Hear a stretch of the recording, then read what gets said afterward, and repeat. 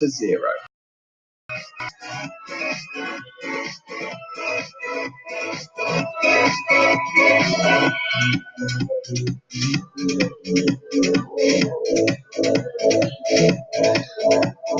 Helicopter tree trimming. The unique technology of helicopter tree trimming seems almost fantastic, but it is used in reality. To carry out this process, a special circular saw blade is used, consisting of steel blades fixed one below the other. The device is powered by a common diesel engine.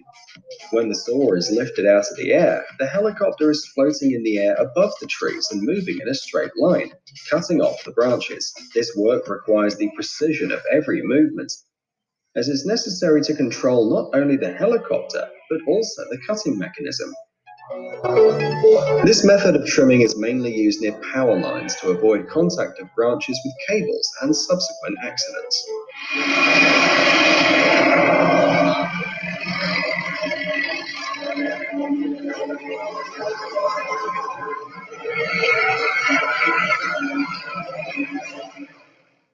Amazon Prime Air.